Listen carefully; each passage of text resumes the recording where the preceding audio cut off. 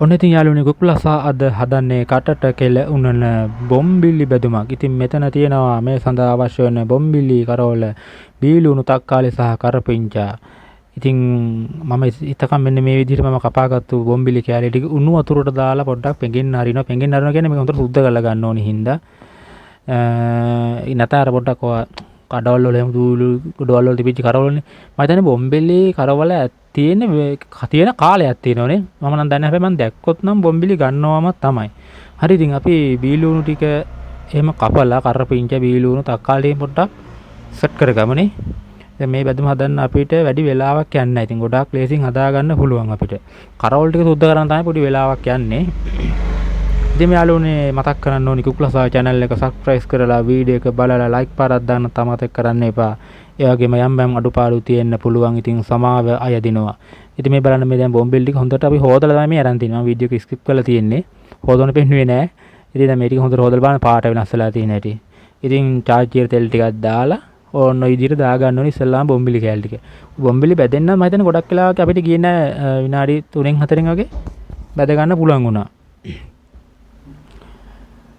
හොඳට පොඩ්ඩක් එහෙට මෙහෙට ගාලා මේ හරිම ලේසි මේ බොම්බිලි වලදී මේ වගේම හරිම රසයි බොම්බිලි. මම නම් කරවල වලින් ආසම කරවල වර්ගයක් තමයි මේ බොම්බිලි කරවල. ගොඩක් හැබැයි ඉතින් සමහර කරවල වලට ඇත්තටම මම නෑ මේ කරවල වර්ග. ගොඩක් අර තියෙන කාලේ ඉතින් අනිවාර්යෙන් මම කොහොමද ගේනවම තමයි. කෑමට හරි ගේනවම තමයි. දැන් බලන්න අර පාටයෙන් පොඩ වෙනස් වීගෙන එනවානේ. ඕන් බලන්න කොහොමද පාට කියලා. දැන් හොඳට සාමාන්‍ය මේ ටික ගොඩක්ම කර කරනතර මද ගින්නේ තමයි මේක මේ වැද ගන්න ඕනේ. ලා ගින්දරේ කියන්නේ සමහර කට්ටිය හදිසියකට නැත්තම් ගින්දර වැඩි කරලා දැම්මොත් එහෙම ඉතින් මේක පොස් ගාලා පිච්චිලා ගියන් පස්සේ කාපම් බොම්බිලිනේ. සමහර කට්ටිය ඉතින් බොම්බිලි ගඳයි. ඇත්තට මට නම් සුවඳයි ඒ වුණාට. මට ඉස්සර ගඳයි. හැබැයි දැන් තමයි මේ මෑතකදී නම් තමයි කන්න ගත්තේ. ඒක කෑවොත් ඉතින් රහම්ම තමයි. හරි. අයිතිලංගට යාළුවනේ අපි ඉස්සල්ලාම මෙන්න විදිහට බීලුන් ටිකක් කපාගෙන මං ඉස්සෙල්ලා කැපුවේනේ. අන්න ඒ ටික දා ගන්නවා. මට අද කියන්න බැරි වුණා හෝමිස් කරලා හම්බ වුණා. අපි ඒකත් මේකටම එකතු කර ගන්නවා. ඒකත් මම ඉස්සෙල්ලා කපා ගත්තා හොඳේ.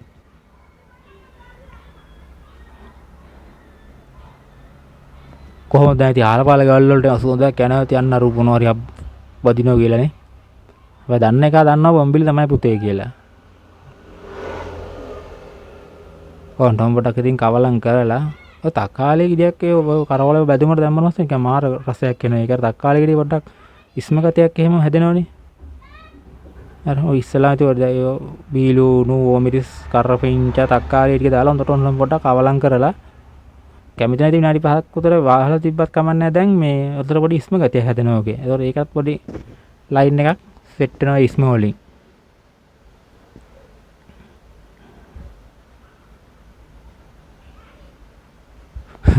මේ කරවල කාලේ ඉතින් ඊජි කඩේ බක්කී අද චාච්චිට ආව කොහම හරි.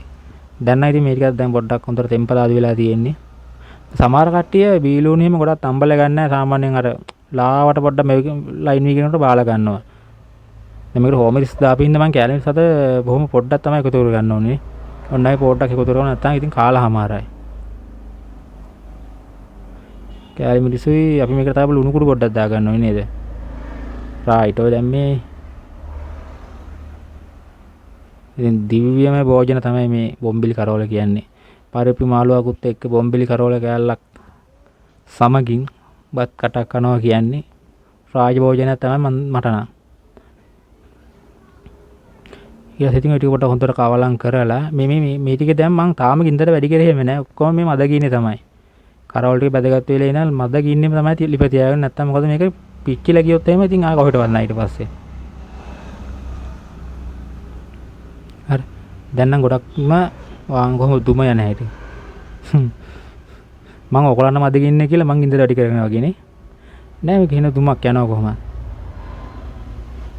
ඉතින් මෙයා ආදරණීය යාළුවනේ මම නැවත මතක් කරනවා වැරදි අඩුපාඩු තියෙන්න පුළුවන්. ඉතින් සමා වෙන්න කියලා මම ප්‍රාර්ථනා කරනවා. ඒ ප්‍රාර්ථනා කරනෝ නෙමෙයි මේ කියනවා. ඉතින් ඒ වගේ මතක් කරන්න ඕනේ විවිධ ශබ්ද බද්ද ඇහෙන්න පුළුවන්. මොකද මේක පටිගත කරනකොට ආර අද්දර වගේ තමයි තියෙන්නේ අපේ මේ ස්ටුඩියෝ වගේ එක. ඉතින් ඔන්න බස්යක් යන හදේවත් යනවා ගණන් ගන්න එපා. ඒ වගේම ආදරණීය යාළුවනේ මතක් කරනවා සබ්ස්ක්‍රයිබ් කරලා ලයික් පාරක් දාලා පොඩි කමෙන්ට් එකකුත් දාන්න අමතක කරන්න එපා. දැන් ඉතින් මේක පොඩ්ඩක් හොඳට බැදිලා තියෙන්නේ. ඒ කියන්නේ දැන් බාන්න පුළුවන් සයිස් එකට බැදිලා තියෙන පොඩ්ඩක් ඔන්නම කවලම් කරලා දාලා